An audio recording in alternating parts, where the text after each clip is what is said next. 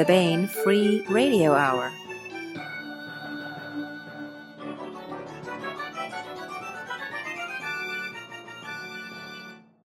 Hello and welcome to the Baen Free Radio Hour. This week we bring you Hailey H.Y. Gregor interviewing Catherine Asaro on Gold Dust, Catherine's latest in the Dust Night series. And later we continue with the serialization of One Jump Ahead by Mark L. Van Name, Part 32. All right, looks like we are live. Hey everyone, we are back with another episode of the Baen Free Radio Hour. I'm Hailey H.Y. Gregor. You guys are just sick of me. But today we have Catherine Asaro, and we're here to talk about her super awesome new book, Gold Dust, which came out on Tuesday, October 7th. Quick bio for her. Catherine has an MA in physics and a PhD in chemical physics from Harvard. And she also has background in ballet and jazz, and she's a vocalist. Holy cow, that's a list. Is there anything else you want to let us know about your background? I'm sure that's enough. I'm just delighted to be here. Excellent. All right. Well, I'm excited to talk about the book. You're also the author of a number of other books, so if you guys like Gold Dust, go find all of the other ones too. Well, let's get down to it. This book is super fun. I loved reading it. What was your favorite, like your number one favorite thing about writing the book? Well, I really liked predicting what'll happen to sports in the future. When I first started writing the book, it was during the Olympics in the summer. And it was really an interesting contrast of what all the things you have to consider in this day and age about the Olympics and what's going to happen in the future. The most obvious thing is we're going to have to be, there will probably be two tracks of sports. That is sports where you can't augment. They won't just check for drugs in the future. They'll check for, do you have any kind of biomechanical augmentation, anything like that, that it gives you an edge. So there were certainly those factors to consider. But also, I figured there'd be other sports events where you could enhance yourself as much as you wanted. That wasn't really the focus of the book because it becomes less about sports in that case and more about who can make the most niftiest cybernetic enhanced thing. You question whether it's even fully human at that point. Yeah. I've done that in a lot of my other books with the cybernetically enhanced starfighter pilots. So I thought this book would concentrate more on, well, if you want to essentially keep the Olympics and other similar sports events pure, what are the things that you have to worry about? So I love that. It makes me think of the joke that goes around whenever there's the Olympics and they say, we should take some average dude and throw him out and, try to see him ice skate or whatever. And I loved the contrast you thinking about like how technology is going to change, not just us, but tons of things culturally speaking. Yeah. What was this is maybe a stupid question. I don't know. As far as considering the Olympics, how did you decide how far it was going to span across the universe? Well, this is set in my Skolian Empire universe, my Ruby Dynasty universe. It involves mostly characters that don't appear, with a few exceptions, in other books a lot. But it's still set within the same universe. So, it's already a universe with 3 interstellar civilizations. And, of course, the Olympics, the whole theme of the Olympics, of many sporting events, but especially the Olympics, is bringing together people in a peaceful manner. Right? Even bringing together people from enemy cultures or enemy countries, or in this case, enemy worlds, enemy interstellar civilizations. And they can interact, hopefully without too much hostility.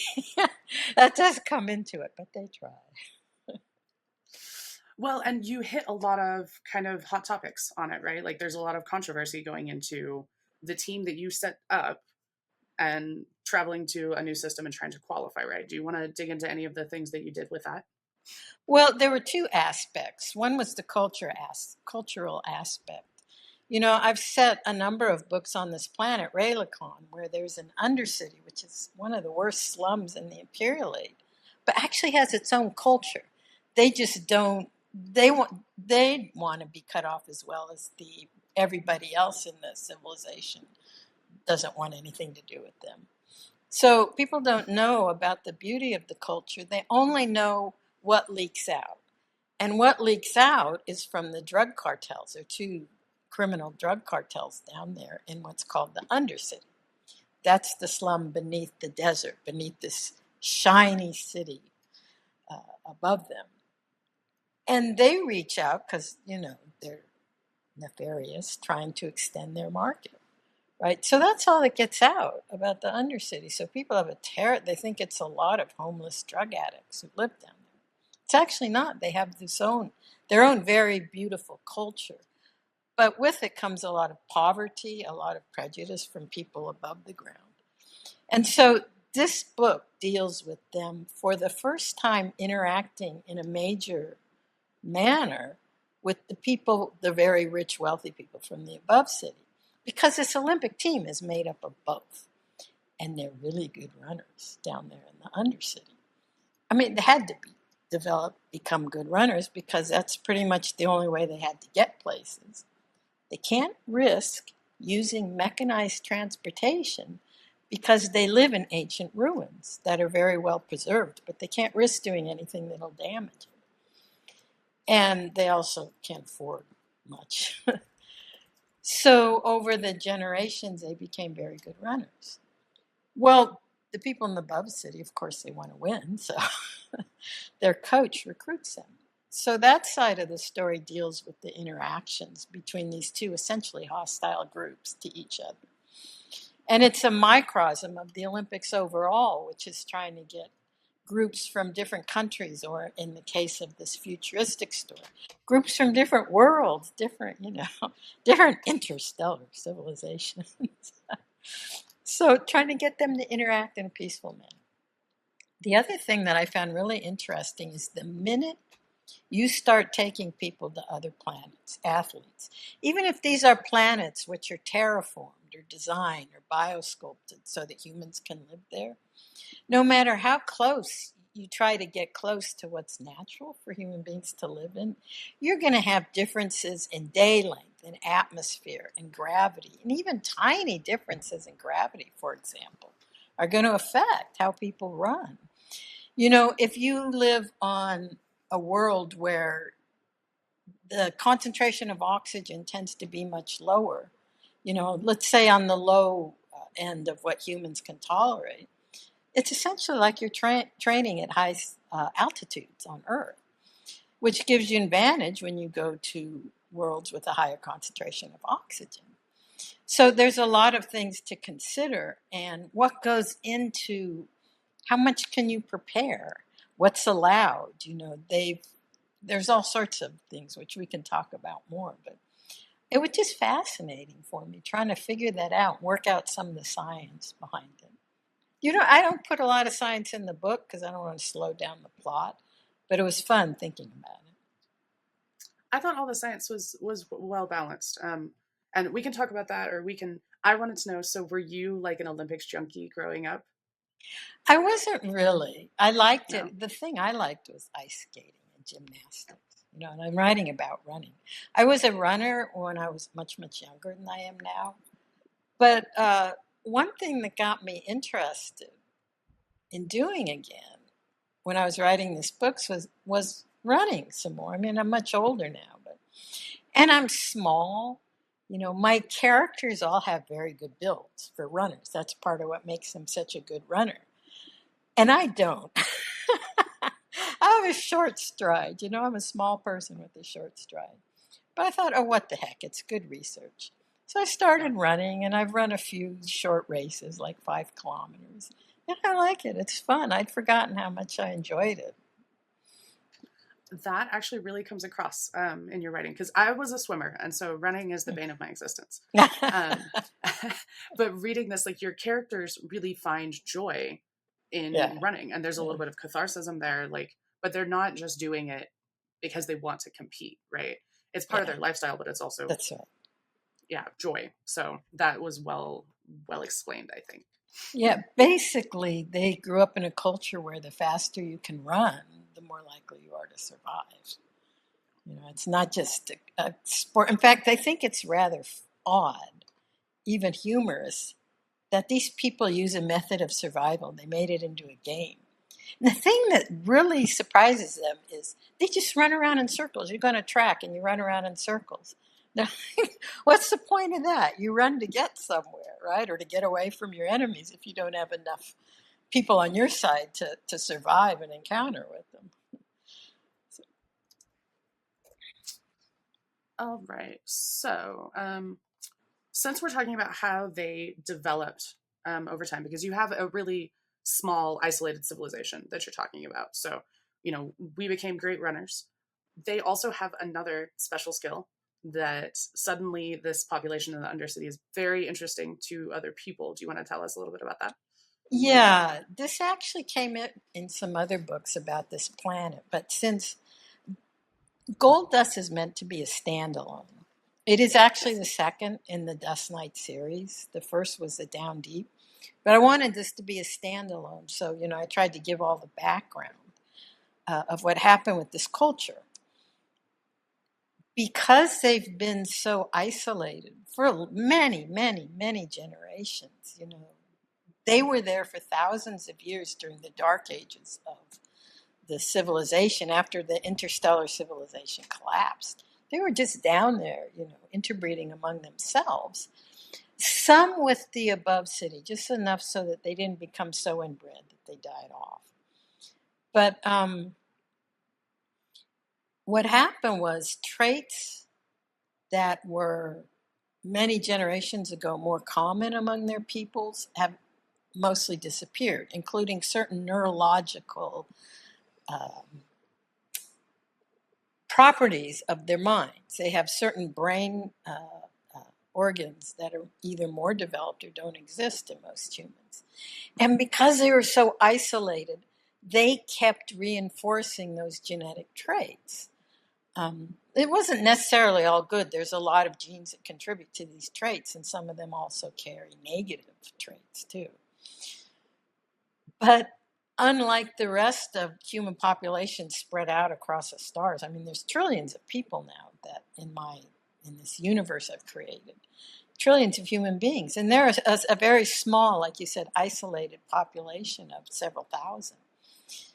But the rate of these neurological mutations in their population is like thousands of times higher than in the regular population.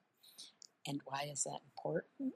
Because they're able to use certain machines, certain technologies created thousands of years ago before, the civilization collapsed, that are vital to the survival of their people. It's the only thing. I go into this more in the book, and I don't want to give too many details. I don't want to give everything away, but we'll just say it's what allows their people, their civilization, to remain free of their enemies. The use of this ancient technology, they're the only ones that can use it because they're the only ones who have these people with the minds neurologically developed to use the machinery. And I'll leave the rest, how that works, to you have to read the book to find out.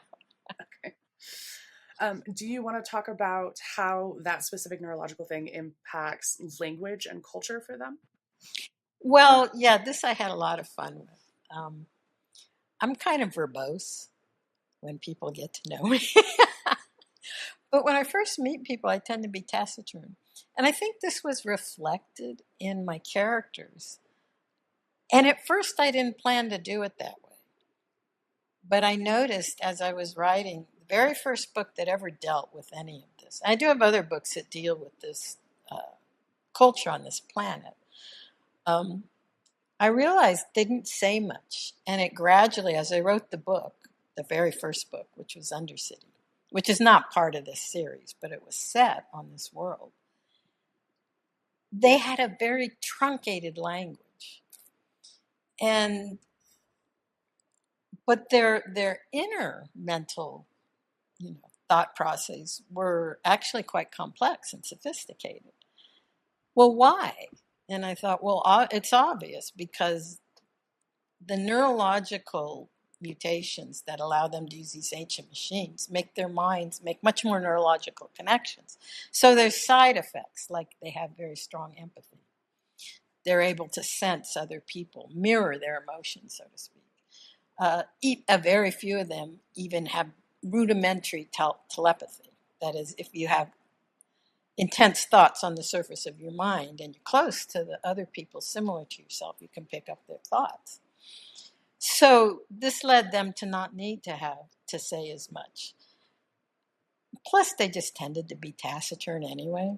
So over the generations, it evolved into a language that was it's a dialect really.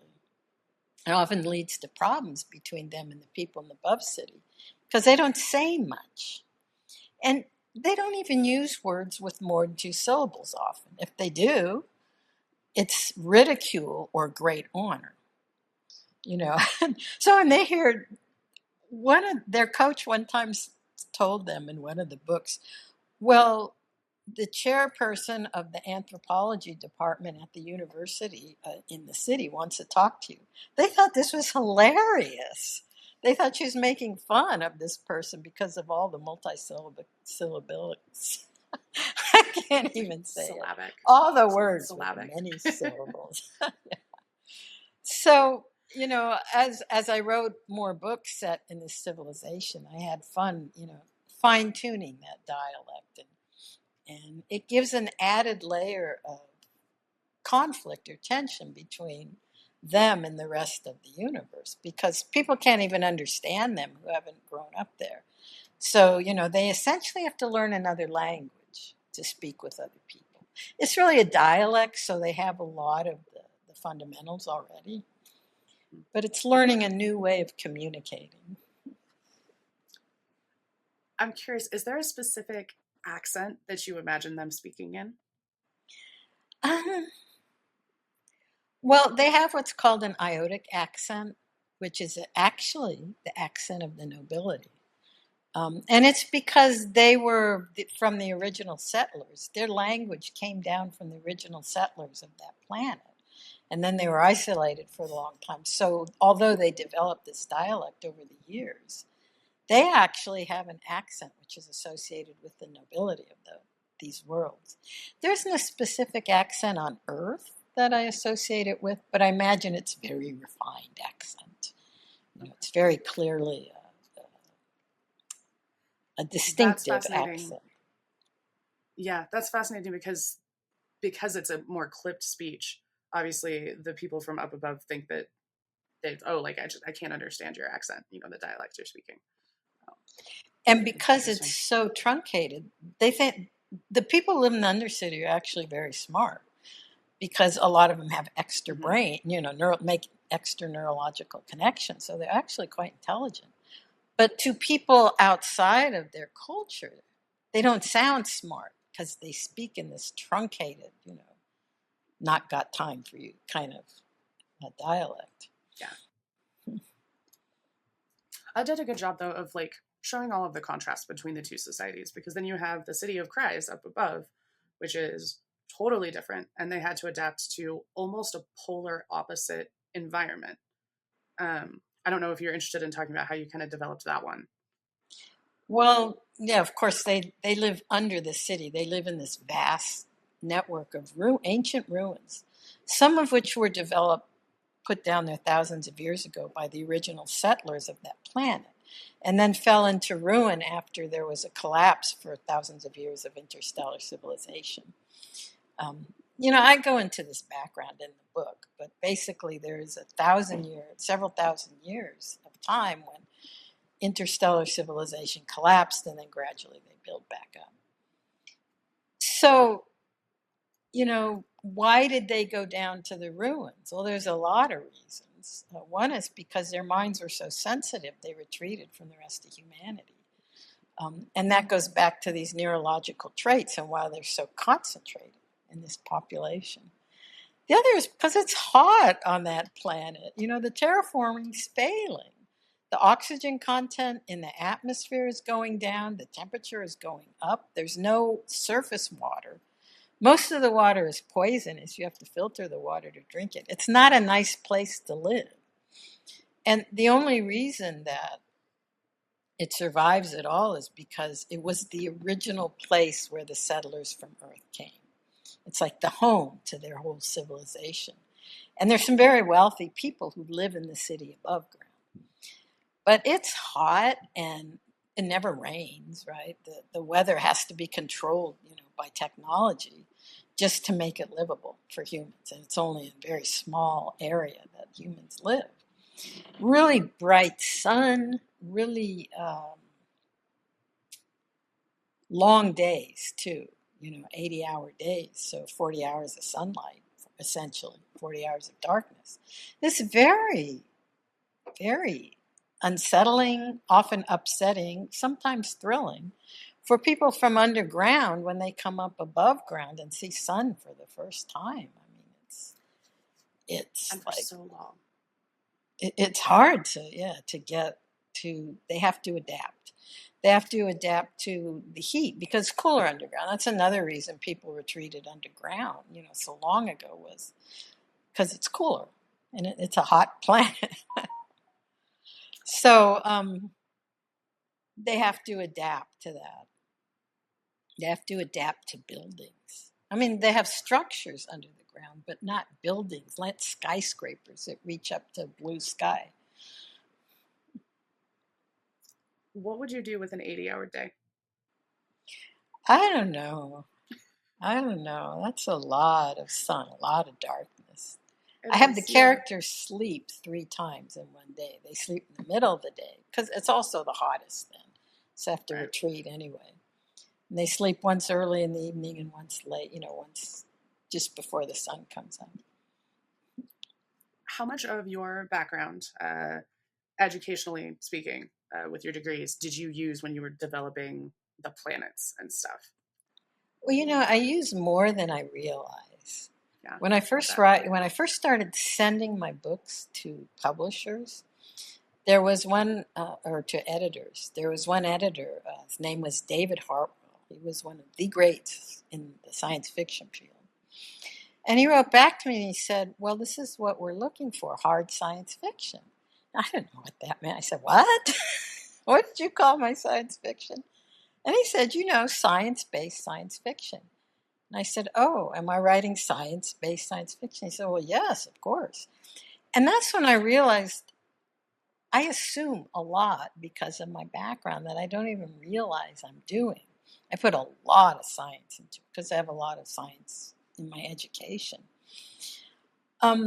He liked it a lot, so I kind of went overboard.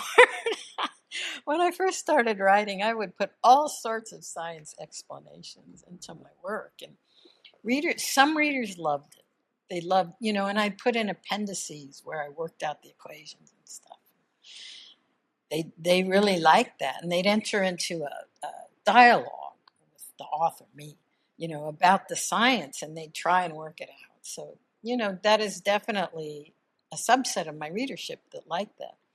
But a lot of readers would say, "Well, I kind of skipped the part where you explain the equations."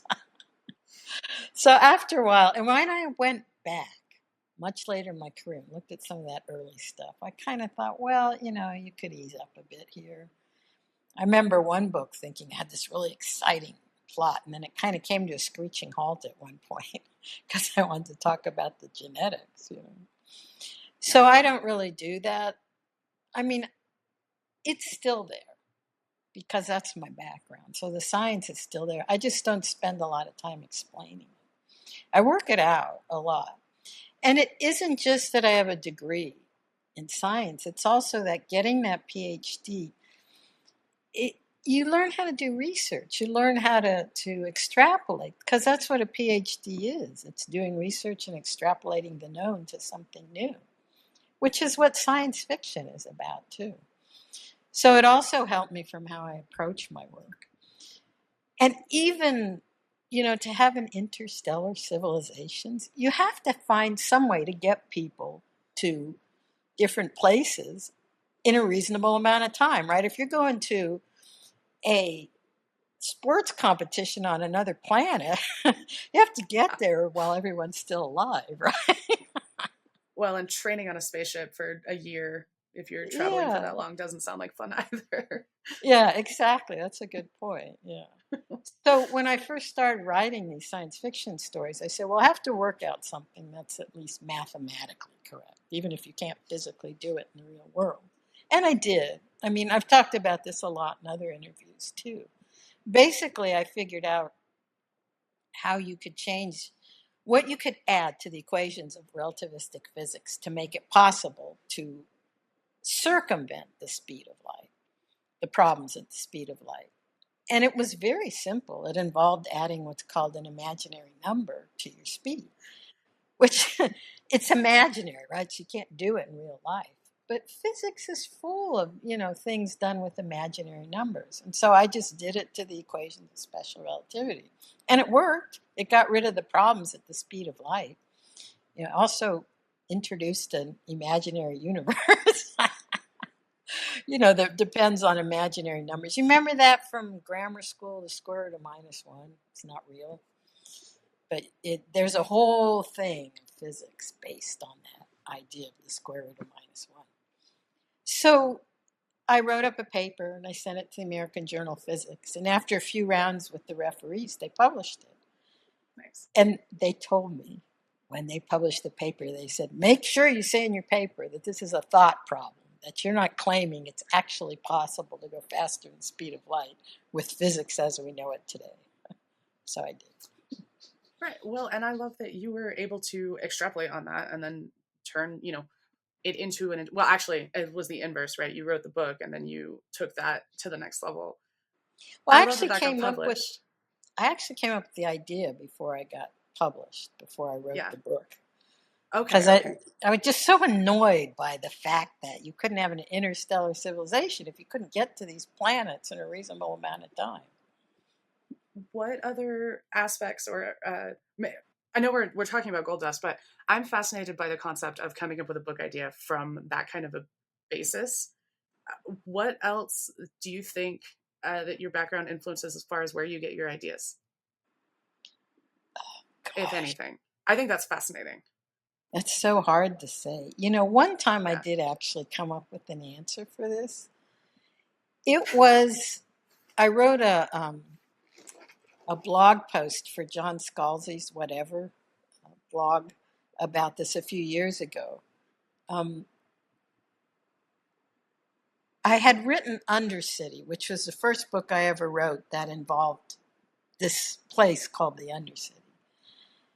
And when people would say, where did you get the idea for the Undercity? I'd say, I don't know.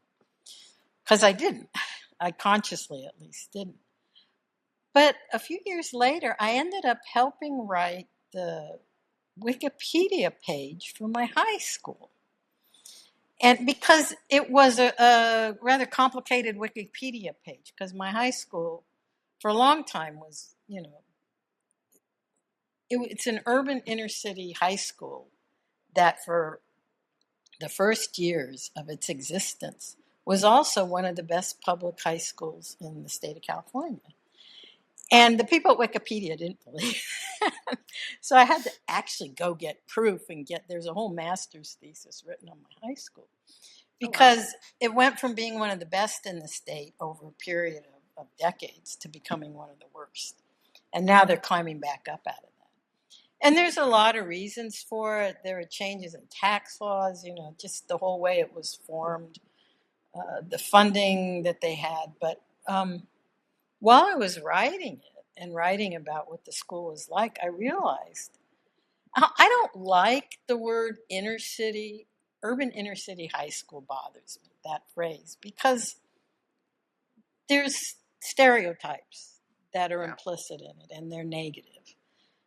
But, people use it to describe my school. And it fits some of those stereotypes. There were problems with drugs. There were problems with, poverty. But there was also incredible things going on at the school. It was like a little microcosm all to itself where, Harvard came to recruit. We had one of the first Black orators or Black debaters to win the National Debate League or come in, to win. I think he came in second at the National Forensics Tournament, this was a long time ago, came from my school. We sent people to like soloists in, major ballet companies, all sorts of things like that. And it was within this microcosm of the school that from the outside, people couldn't see. And you had to be part of it to know what was going on. Like in those years, I could walk from my school through the projects around the school to another, to high school where some of my friends were going. And I was fine. I mean, I wouldn't do it now. I might not make it in one piece, but I could then, and it was just, we all knew each other. We all trusted each other. And that's when I realized, even the similarities in the names. I mean, it's Undercity in my books because it's under the main city on the planet. But I wonder if there's, Undercity, Inner City. I don't know. So it's a complicated synthesis, symbiosis of my own past and things I just made up. Mm-hmm. But in that one case, I think I can say at least my background, to an extent more than I realized, contributed to the creation of this place, which is, it's like this magical place you can't get to unless you know it. You can't find an entry into it. If you try, people try to go to the Undercity in the books, they get mugged, their stuff stolen, or they just can't find anybody.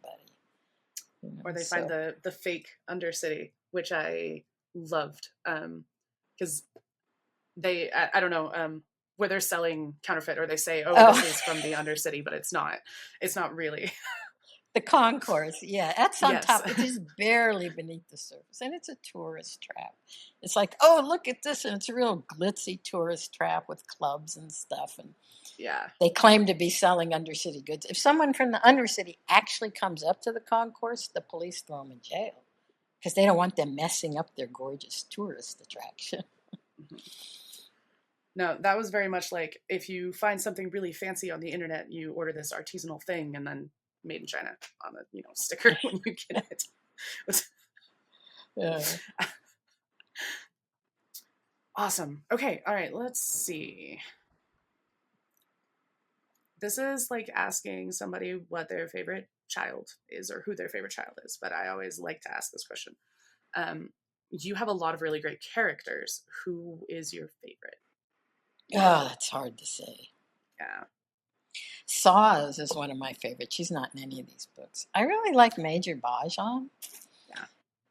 In some ways, she's an alter ego. I'm a small, I wouldn't say fragile. I mean, I'm very physically fit. I go do CrossFit and stuff like that. But I'm small, non-violent person. The only fight I ever got into in my life, I was in middle school, and it was sort of silly. And Major Bajan is this tall, 6-foot woman, former medalist at the Olympics herself, and now she's the coach for the Undercity kids. And former military officer, very strong, even with enhanced strength and speed, of which she couldn't accept those changes until after her Olympic career. Mm-hmm. And I would love to have that kind of strength and power. But her personality, there are aspects of her personality that are reminiscent of mine. People tell me they think if there's any character in the books that's at all like me, it's the Ruby Pharaoh. She doesn't really play a big part in most of the books, except Spherical Harmonic, which was a book I wrote a long time ago. But she's small, kind of fragile, very much. She's more interested in math, but she's got to run this civilization. Well, she's not actually running it. Her title is titular until one of the books where I won't say. You have to read the other books in the other series. Yeah. But I suppose, in a sense, she's more like me than these big, powerful military officers. But there's a part of me that would like to be a big, powerful, fighter.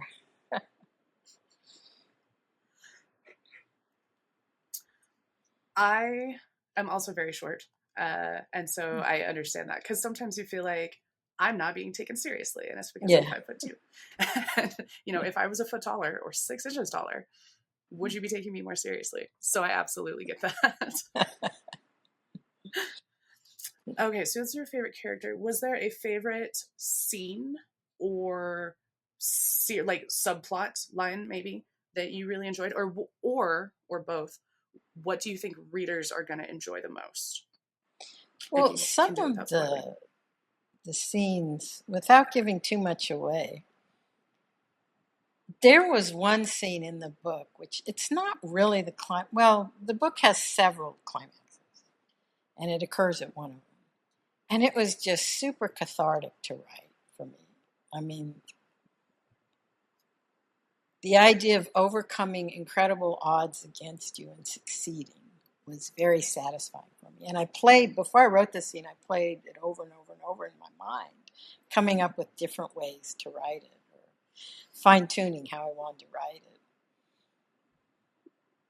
You have, I think, a lot of great moments like that. And I think because of some of the themes and the things that you put in, people are really going to resonate, because you do have all of the odds are stacked against me, but there's if I work hard, or if I can be smarter, or whatever else, like, you see those things pay off, which is always rewarding, because it sucks to watch someone just get beat down, and not get some of those redemption moments, right? Yeah. A lot of the things they encounter of people, dismissing them or saying that they're basically lazy because they come from this place. They're Olympic athletes. How can they be lazy? Right. But all that stuff, it's things. And I realized this when I was writing that blog thing for John Scalzi's whatever blog. Those are the things that they counter from the undercity, or things I encountered when I was in that high school. Mm-hmm.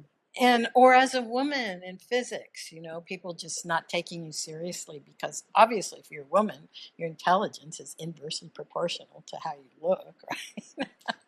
It was,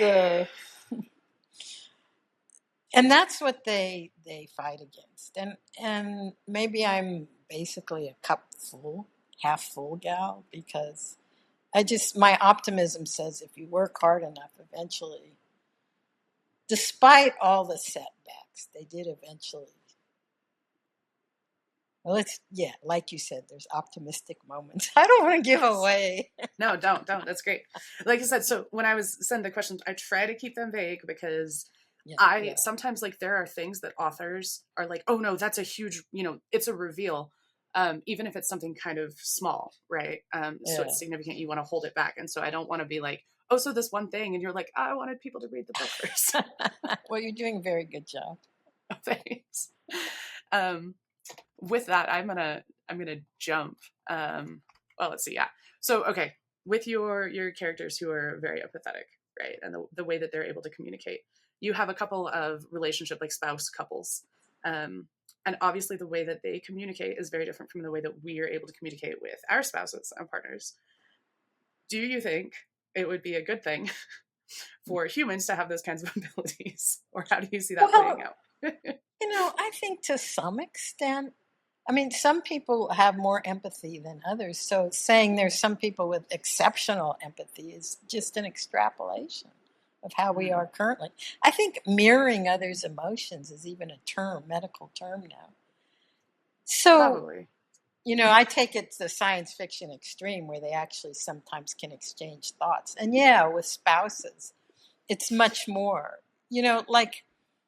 and sometimes, like at one point, the coach, Major Bajan, can tell she makes this young man uncomfortable. He's from the city. He's from a very wealthy family in the city. And she thinks, well, maybe she makes him uncomfortable because she's from the undercity. But that's not it at all. She makes him uncomfortable because he thinks she's gorgeous and he's intimidated by her. So she gets something. That's the way humans are. We get something. You just don't know what it is. So she doesn't know what it is. And so she does what a lot of us do, which is think it's something negative, or something to worry about. But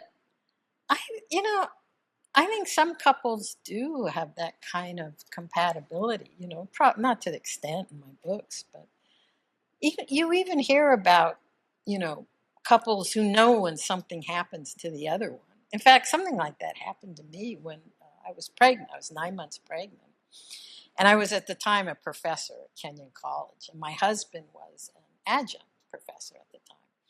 And I remember I was late for there was this big thing that all the students and all the professors were supposed to go to, an assembly. And I was late, and it was raining, and my arms were full of books. I was trying to hurry down a corridor and close my umbrella at the same time. I slipped on the floor and fell, boom, and I was 9 months pregnant. And for a moment, I just lay there like, oh, God, what happened? And then my husband was there, and he helped me get up and all this stuff. And later I said, where did you come from? He said, I don't know. He said, I was in my office, which was in another building. And suddenly I just got up and walked over to where you were. And he said, I don't know why, but then I saw you on the floor. So I helped you. You know, we called the hospital, make sure I was okay and could get an appointment. But, you know, how did he know? I don't know. But he knew somehow, and he came over. You know, I've had things like that happen to me throughout my life. Not a lot, but some. And I know other people have told me similar. So who knows? It's also like, I know people, there's the twin effect, right? Yes. That I've heard similar things. And it also makes me think of the thing where they say where people suddenly have surges of strength in really emotional moments, right? Like being able to rescue people, or the joke is the mom moving a car off their kid, that kind of a thing. Yeah, Do you think that humanity is headed in that direction to be able to develop some of those things? Yeah, I mean, I recently, well, a year or two ago, read an article written by Harvard scientists, you know, very well respected, with full references and, you know, scientifically accurate, on the development of telepathy in human beings. You know, they had a slightly different, they had a more academic sounding words for it, but they did actually at one point use the word that this is essentially telepathy that we're investigating. And I think as we understand the brain more, we realize more how people connect with each other. I mean, the brain produces brain waves. They're not very strong, but that doesn't mean they can't interact, especially if you're close together.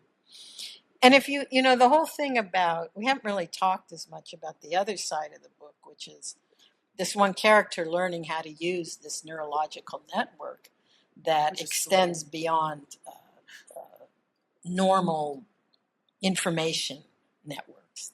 It's into a special neurological space that follows different rules from space-time. And, you know, it's learning how to use the traits of her mind to access that space. And that's, you know, that's an extrapolation of, some people have certain, you know, parts of their brains more developed than others. And if you extrapolate, well, maybe there's even certain brain organs that exist that are slightly enhanced, or that there's a mutation for them to be bigger, more active. You know, we're not talking about huge differences, but it's not out of the realm of scientific possibility. It doesn't exist because it's science fiction, but, you know, it's an extrapolation of current science. So as you were doing research on some of these things, did you discover anything in your research that surprised you, that you were like, oh, people are going to love this, and you decided to incorporate it? Not exactly. When I first started writing my books about the 1980s, well, my first book's published in the 1990s, I did a lot with what I called evolving intelligences, which were essentially ChatGPT on steroids, you know. And, you know, people would say, oh, well, these intelligences are all interwoven with society and they're interacting, and people even had, you know, neurological connections to them, which feeds into this thing we've been talking about, that other aspect of the book is, you know, extrapolating evolving intelligences too. What will they become? Artificial intelligence. And they'd say, well, this is just, nobody's going to do that. Nobody wants to be directly connected into a network like that. And, you know, nobody believed that it would happen. of my naysayers. I mean, a lot of people liked it because it's a science fiction thing, right? And then here we are, like 30 years later, 35 years later, and it's ingrained in our culture. ChatGPT and Gemini and all these other ones get better every year. I mean, huge strides. They're not yet at the point of what I called evolving intelligence in my book. But now nobody questions me when I use the word evolving intelligence. They say, oh, yeah, I get it. Eventually AI is going to evolve with us. And when I first started doing that, people were like, what? What's an EI? And what's an evolving intelligence? So in that sense, it came 30 years ago, the thing that got some people excited, some people annoyed. And now it's happening. I mean, it's not going to be science fiction. I'll be out of a job. Want one? So you're not writing fiction. Would you link your brain up with an EI? What? Would you link your brain up with an EI? I don't know. It would have to have a lot better controls than what we have now. And I don't think we're anywhere near the stage where that's safe. And I think really that's part of why it's not happening already. It's not because people can't envision the technology to do it, but that, companies don't want to get sued if, you link somebody up to an artificial intelligence and something gets downloaded into their brain that harms them, or, spammers flood them with, all sorts of junk. I mean, I think that's going to be a big problem if we ever connect our brains directly to the internet. We're going to get flooded with spam. That's true. The Samsung fridges were just saying they're going to start putting ads on their smart fridges. It's going to be ads everywhere. That's the future. Yeah, and I don't want them in my brain. I don't want people trying to hack my brain. Yeah, I mean, and the security and privacy concerns too. Exactly. So did you, I guess it's probably not super relevant. Everyone seems in the book, they're all very familiar with the tech, right? Like it's ingrained in them. So there aren't really controversies there. Oh, there's lots of controversies, especially about privacy. I dealt with that a little bit in the book. Technology too. Yeah, but the character, the character Angel, who's about as angelic as a sledgehammer, but she's the one from the Undercity that takes a job. They so want these they call them Kyle operators, these people with the advanced neurological traits. They're trying to get them to take jobs to work with the government, the military, and they don't want the people in the Undercity don't want anything to do with the government or the military because they've been treated so badly by them. But she decides to take them up on their job offer. And one of the things she learns how to do very quickly, too fast really, is how to break security and privacy on these meshes, I call them, these networks. And, there's a lot that she has to learn how to break through in order to do what she needs to do, to the point where she so upsets the military that they don't know what to do with her. So finally they say, all right, be a spy for, if you follow our rules, we'll let you spy. So there's always this back and forth about privacy issues. And I really think these things are going to be huge. Privacy is going to be huge in the future. But a lot of that part of the story is about people trying to avoid being spied on. They're trying to protect their privacy. How do they protect their privacy? How do they protect the big secrets in their life? So that was really, I thought a lot about it when I was writing it. Well, and then that almost touches on one of the other kind of subplots or aspects of the book that we haven't talked about, which is sort of your business intrigue, right? You've got a little bit of political and business intrigue happening in this book. So I don't want to go too deep into that, but that was a really nice, I thought, undercurrent to the things that were going on, because you could see how it was impacting the characters, even though it was indirect for a lot of them. So yeah, it's because the kids, you have these young people from the Undercity who are spectacular runners. They can outrun anybody from the above city. But then the athletes from the above city, some of them come from very wealthy families. And there's a lot of tension there, but there's also some other things that happen. Yeah, I won't say. I don't want to give away too much. Go read the book, guys. It's good. Yeah. It's good. Go read the book. Yeah. All right. So, with can we ask about the future of your characters or the future of this series? Are there things cooking behind the Well, scenes? I said a lot of what I had to say about these characters in this book. In fact, that's why the book was delayed, because I followed a lot of characters. Most of my books have one central character. The ones that have multiple characters and multiple storylines tend to be longer. And this one, I thought, well, it's not going to be longer because it's basically about the Olympics with this, other plot going along with it, of this one character learning how to use these neurological networks, these extrapolated neurological networks that go into another space, literally another space, different than space-time that we live in. And even with those two things going on, I thought, it might be a bit longer. But I didn't take into account, I was following about 5 people, different people, athletes from both above and below the ground. The woman who's going into the Kyle Space universe, she had a lot of storyline that went on there. And then the athletes, all the different athletes had a lot of storyline. And they couldn't just go to the Olympics. They had to go to other meets first. And I was only able to fit one other meet into the book. I had originally planned 2 or 3, but when I finished the first draft, it was 3 times as long as most of my other books. And I was way late. So, I wrote to my editor. Someone from the publisher said, well, when are you going to turn this book in? You're past the deadline.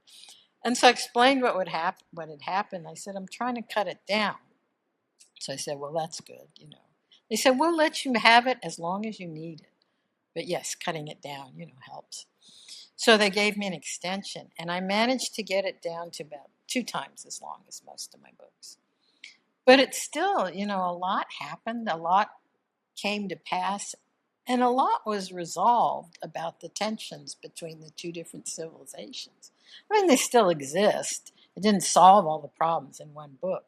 But you can definitely see what's happening, that they are getting solved, and that the path exists forward, for better relations. So I kind of said everything I had to say. There's still a 3rd book that I would have to turn in. Well, I can write a 3rd book in this, or I could write, I've also wanted for a long time to write the sequel to the Quantum Rose, which is in a different series. Quantum Rose won a lot of awards. It won the Nebula and some other awards. And I've had the whole story for the sequel in my mind for a long time. So right now, we're in talks with the publisher about, well, what would be best to do at this point? Write another book, to follow Gold Dust, or write the sequel to the Quantum Rose. So I don't know the answer to your question yet. Depends on the publisher. I want more interstellar Olympics with a different sport so that we can start seeing, or a new sport that they've invented. Have you? Oh, that would be cool. Yeah. Oh, that would be really cool. Or maybe Olympics in space. These were on planets. It's going to change completely if you're in free fall. What? Uh-huh. Yeah, I think there's a lot of potential there. I think it would be awesome. Yeah. Now I'm thinking about this, and my brain is going down a rabbit hole. Okay, so we have had about an hour of your time. Thank you so much, but I'm not trying to kick you off yet. What else? Last thoughts. What do you really want readers to know about this book? Well, you don't have to have read the other books to enjoy it. It is actually the 2nd book in the Dust Knight series. The first book was The Down Deep, which came out, I think, last year, a little more than a year ago. And the paperback of The Down Deep just came out September 13th of this year. So just a few weeks ago. You don't have to have read that book to enjoy Gold Dust, because I really tried to make Gold Dust stand alone. And it's, it's involved with a lot of other things.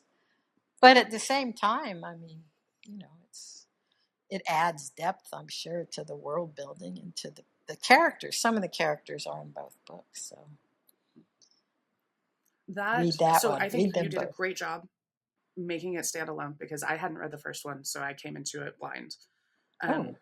It was very cool though, because before I knew that there were as many books as you've written in the universe, it was very clear that you had a really layered backstory and the world building was really solid, and that there had been a lot of thought that had been put into cultural interactions and all of those kinds of things.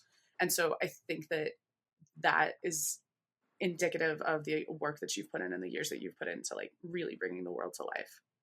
Oh, thank you. All right. So where can we find you on the internet or in real life at conventions or social media? I'll be at PhilCon in November. I'll be at Charm City Readings in Baltimore in December, I think is when that one's planned. I'll have a new blog post in The Big Idea on John Scalzi's. Nice. I think mine's going to be October 13th, about a week. For my website, I'm at catherineasaro.net. It's not .com. I think at the time that I tried to get my website, somebody had taken the .com, catherineasaro.com, was trying to sell it to me. So I said no. And I just got catherineasaro.net. I also have a Patreon page. It's at patreon.catherine.asaro if you want to subscribe and help me pay my bills. So those are the best places to find me. Awesome. Okay. Well, then, for everyone who stuck it out with us, I loved this book. I love this interview. Thank you so much for your time. Oh, thank you. As a reminder, Gold Dust, Catherine Asaro, October 7th. It is available wherever books are sold. So pick your poison. Go check it out on ebook. They also have the DRM free ebooks available at Bain.com. And thank you guys so much. Well, thank you for being such a great interview. Well, I hope that it was fun. I get to talk about books, right? Who complains about that? So. And now, as promised, one jump ahead. John Moore is a nanotech-enhanced soldier of fortune. Lobo is an AI, a living weapons and intelligence platform of enormous destructive potential.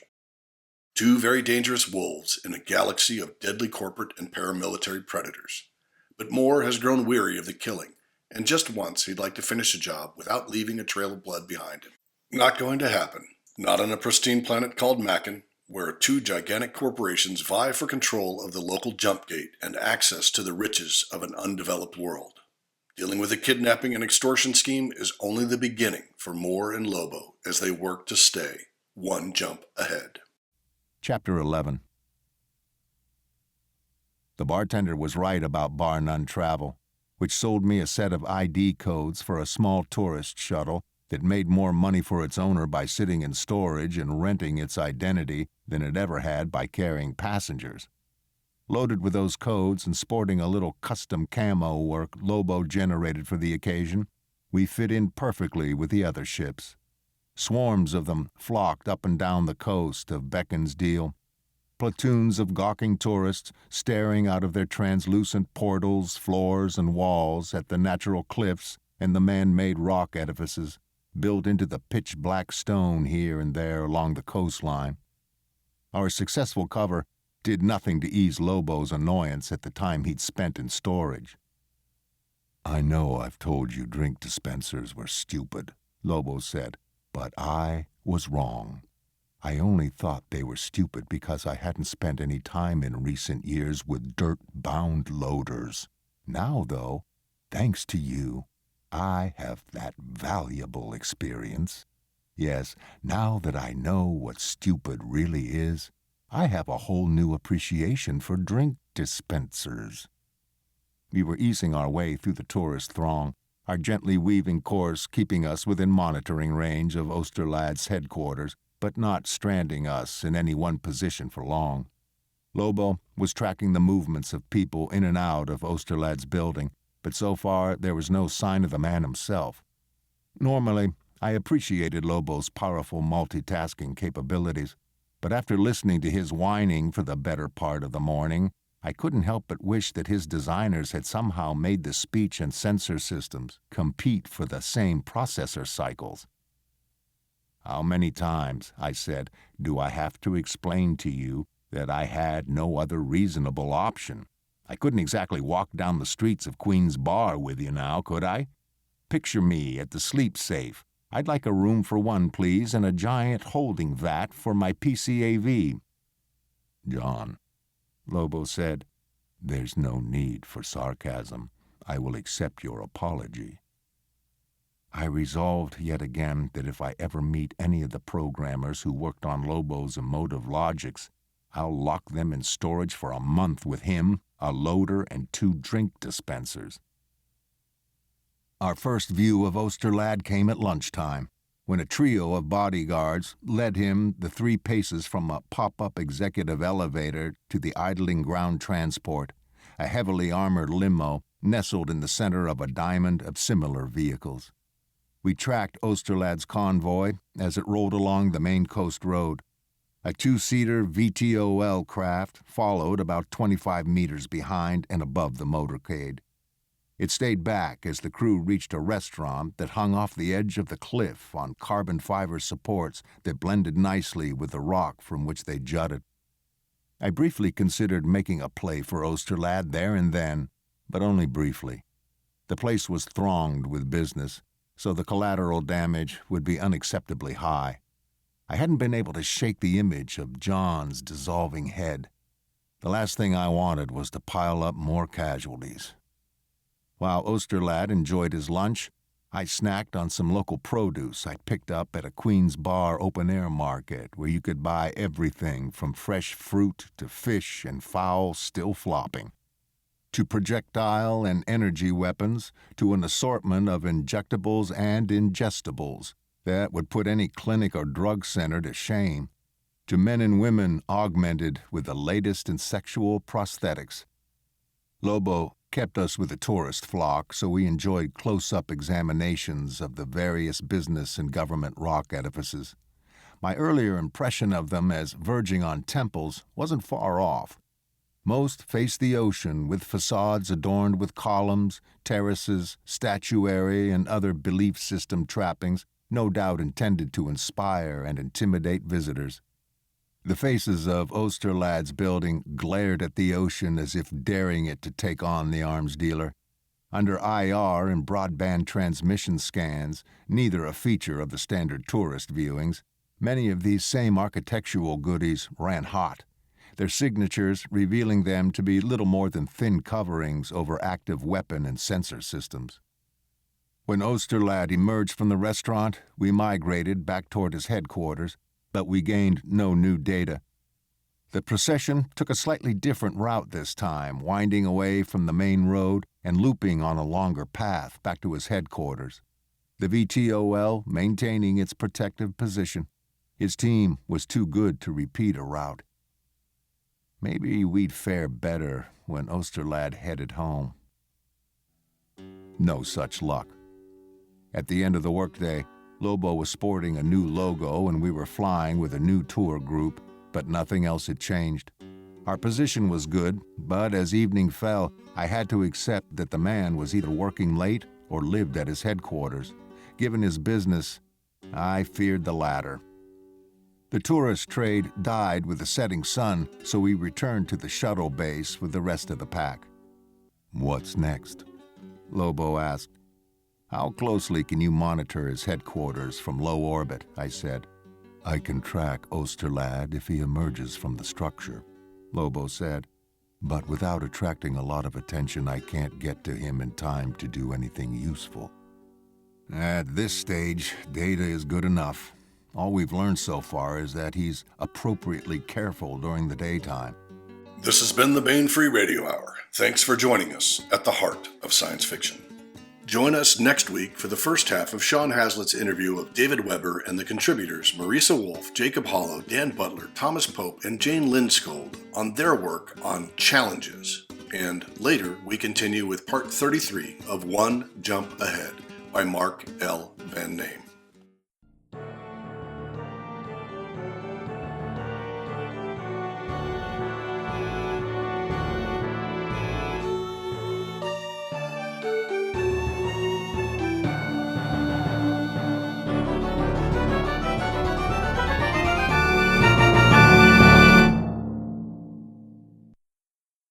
Score by Ruth Judkowitz.